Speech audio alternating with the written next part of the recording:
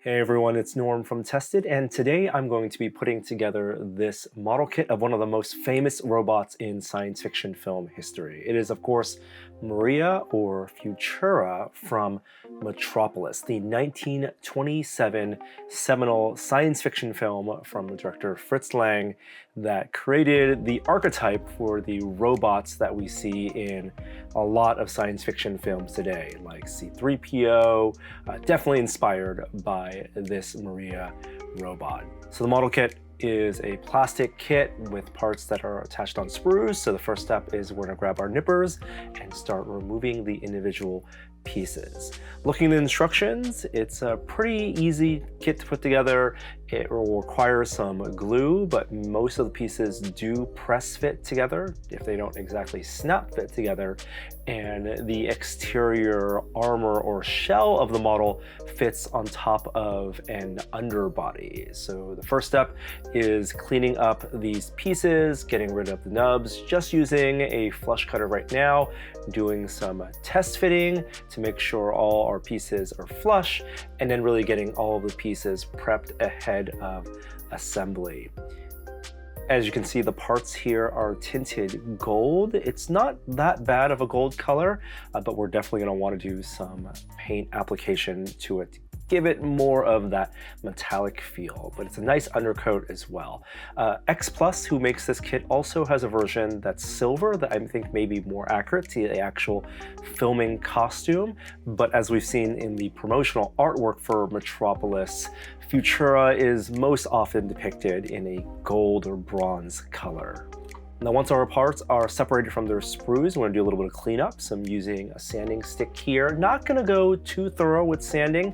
I think the seam lines are pretty clean here, and some of the seams do appear in the finished costume. I definitely want to remove all of the sprue nubs and get most of the pieces flush. I'm now test fitting the underbody part, making sure the legs connect to the main torso.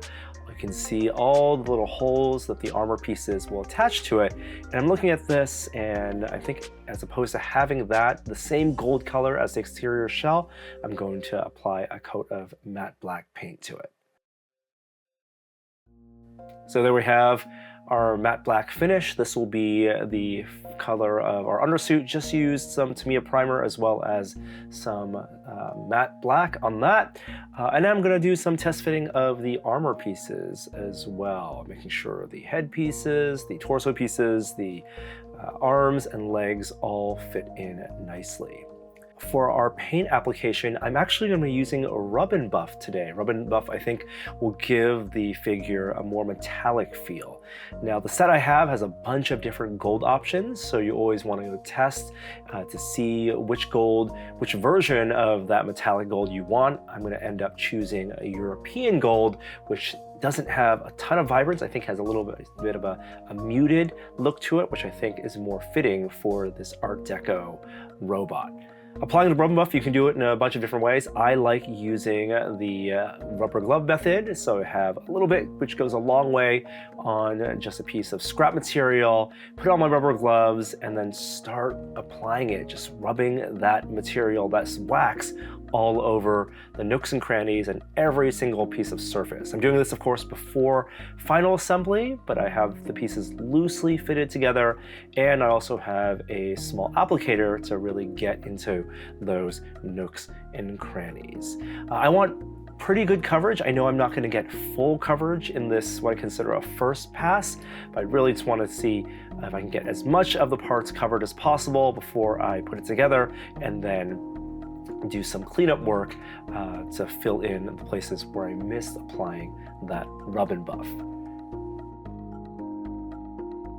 One of the things I really love about it for this is that the wax does leave a little bit of residue. There are some buildups in nooks and crannies, so the surfaces aren't entirely clean, but I actually like the look of that. I think it's going to give this figure a sense of scale. The hard parts that tend to build up in the seams could look like excess pieces of cast material, and it makes it look like something that's just old and dated with some buildup in those corners and where the parts come together.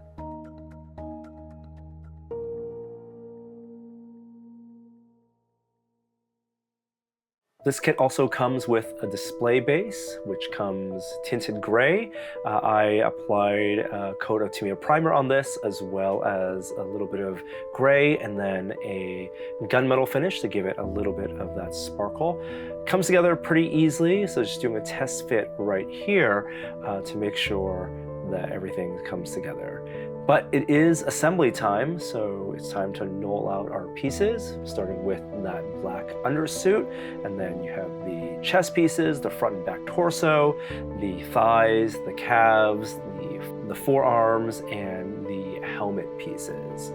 Most of the components here do press fit pretty well together. You can also take a blade and open up some of those part holes that connect together if you want to have looser assembly, and then use some cement to glue everything together. But I found just press fitting the parts together work pretty well and gives me the option to separate them if I need to access the internal structure for any reason. Definitely follow the instructions here. The order operations for the parts are pretty important to make sure you're getting all the under parts assembled first before the exterior armor parts. But this whole process takes about 15 to 30 minutes to get together.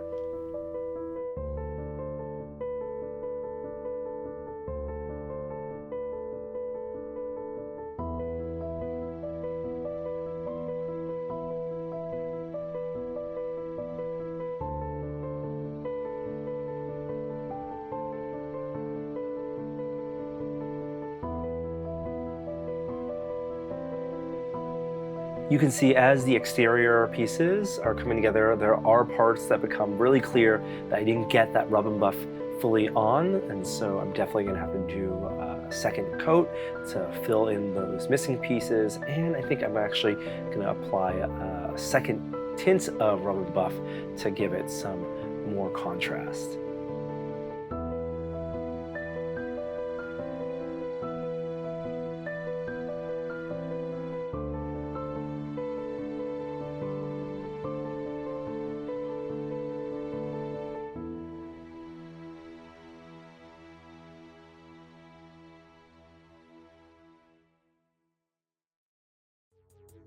All right, there goes our Futura with the main components assembled.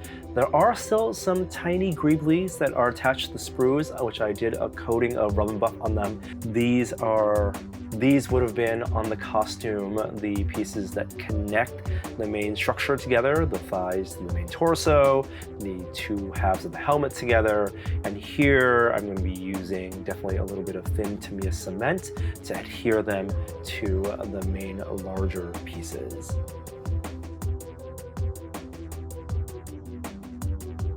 Just a little bit of Tamiya cement to adhere them, and again I'm going to have to do some fill-in on some of that paint, that rub and buff, to make sure I have full coverage.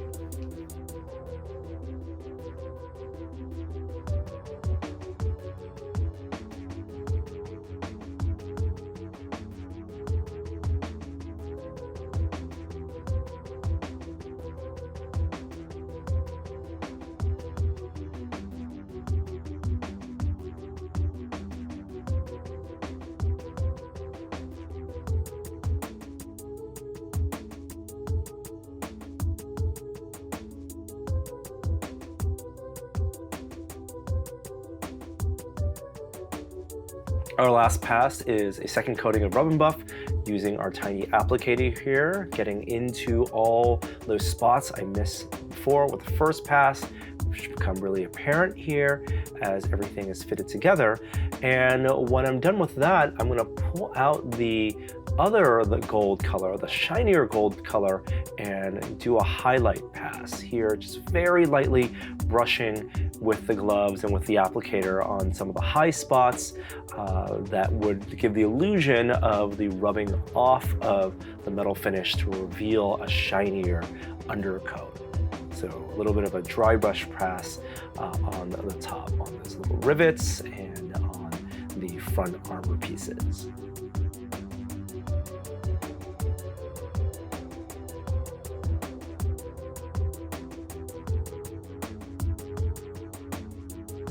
This 1/8 scale robot's looking pretty good.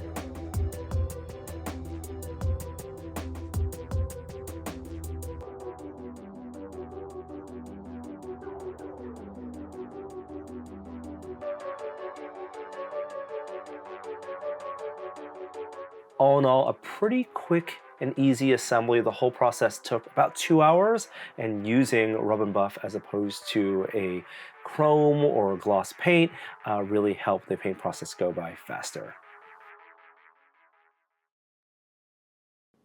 So here we are at the tested studio where this model is, well, pretty much complete. I've assembled our figure, did an assembly off camera of the display stand it comes in. Super simple, it just pressure fits together. There are these nice nubs, the clear nubs it sits on, and I gave it like, coat of primer, coat of gray, and a little bit of a gunmetal, so it has a little of a sparkling finish. But the hero of this is our Futura, our Maria right here, and I can remove her just from the feet. The feet are basically plugged in. Really happy with how the rub and buff treatment came out. And like some of the other modelers I've seen who've worked on this model, applying that flat black color to the undersuit, I think is the right choice for me, at least. Provides some nice contrast and definition, so it also feels like it's the performer, it's wearing the costume as opposed to a full robot itself. So I do like seeing some of that black undersuit underneath the armor pieces. To recap, it was 2 tones of rub and buff that I applied on here. Did a bunch of tests. The one, if you're going for this finish, which is a little more of a muted base finish, is, let's say, European gold. That's European gold rub and buff. But I did like the other Grecian gold rub and buff that I tested. And so I used that as my second pass just for the highlights. So just hitting some of those high spots, some of this, the pieces here. So it looks like that would have been the more brilliant gold that was underneath. Didn't end up looking like a like a really shiny C3PO like brass finish, but I kind of like this. It with that texturing that you get from the rub and buff, it looks more like a cast piece, either cast in bronze or almost like it looks like the suit that would have been worn in 1927. Although yes, I know that suit was more silver than the sepia, the gold tone that we see in in some of the photos, but. It's a wonderful 1/8 scale model. But I'm not done yet because I'm here today to work on the lighting for this. And I think it's kind of why I wanted to do this project, because one, I love this character, I love the X Plus model kits, but from the moment I saw it at Monsterpalooza last year, I knew it needed some dramatic lighting. And so of course I went and got some of my flexible silicone LED filaments, the nudes, N-O-O-D-S, noodles, as Adafruit calls them. And I found some warm white ones that I think will work. So let me give you a quick demonstration of how that's going to look. Of course, these are super easy to use. They run off of 3 volts. They're not as easy to install because it is silicone, so it's tough to adhere them, and they're fixed lengths. You buy them either short. These are about 11 inches in length. And if I power on my power supply, I can tell you, even at 2.7 volts here, pretty bright. And so if I'm looking at how lighting will light Maria here, I think it's going to look pretty good with this warm white light cast even from behind the character. If you've seen the movie, you know that as she gets activated and transformed, there's a whole special effects sequence, circa 1927, of these halos of light, these rings of electricity that circle around her. And so that's the approach that I want to go with. And so I was thinking, how could I get this flexible silicone in kind of a ring-like pattern? And I went and looked and found these 4-inch rings, these metal rings, and they're pretty much the perfect diameter to have, maybe a couple of these. But I'm not really happy with how thick they are. These are 3 millimeters in diameter for the actual ring itself, which is kind of hefty. And then I'd also need to then find a way to adhere and fix, maybe clip on the silicone strands on those. So that was an option. Ended up not being super happy with that, but in the process of experimenting with what I would use to even hold this in place, I printed up this ring, which is just designed in Tinkercad and has a little bit of a lip so that my metal ring can sit on it. But if I remove the metal ring, this actually ends up being not a bad holder, I think, for the flexible filament. So one of the advantages of working in 3D printing, especially using the new Bamboo Lab 3D printer that I have set up at home, is I can iterate so fast. In the past, I would have been doing some resin printing for these. With the cleanup, it would take me much more than the 10-minute turnaround time to generate one of these rings. And so I made a bunch of rings. And it boiled down to having two tests. This, if you look up close, is actually a ring with a channel on the inside. And the channel ends up, I designed it to be 0.7 inches. Sorry for going imperial here. 0.7 inches in diameter, which is what my calipers measured as the width of the strand. And I can nestle the filament right there. And so that works potentially as a place to put the light. And then I need a way to connect them. And so I have some brass tubing here. Again, super thin brass tubing. And I have two of these because originally I was thinking maybe I can use one to hold a couple of these rings in place. But if I use two of them, I can also use them as my conductor for power and ground, which would save me a bunch of wiring. And so that seemed like a no-brainer. So with these two things, I also quickly did some tests and designed a sleeve. Again, in Tinkercad, printed this out. This printed out in PETG CF, so a little higher temperature than PLA, and designed a sleeve. This kind of fits really well. And then took the design for the sleeve and integrated it with the ring holder. And what I end up with is this, which is a ring with a channel for my LED filament, as well as two sleeves here for the brass, and then little notches here so that as I have the filament go all the way around, I have the contacts right here, and I can solder right to the brass as well as make adjustments for that. So I think that's gonna work.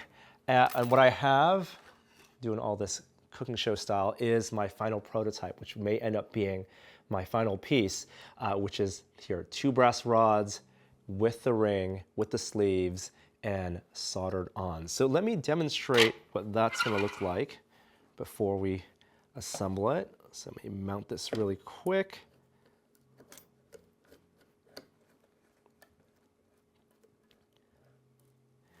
And all right, so I'm gonna do a quick test, and that's what our light should look like once the LED silicone wire is soldered in place to the brass.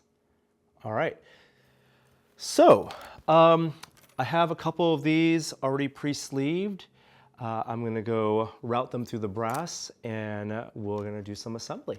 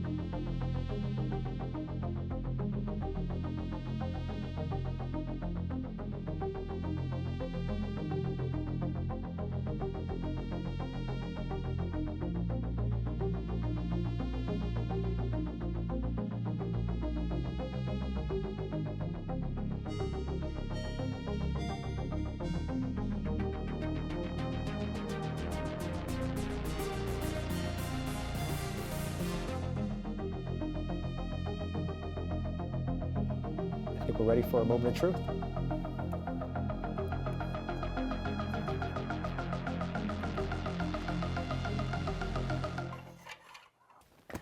All right, here we go.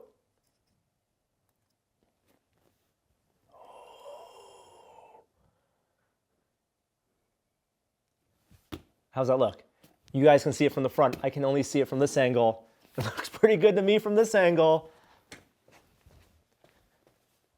Yeah.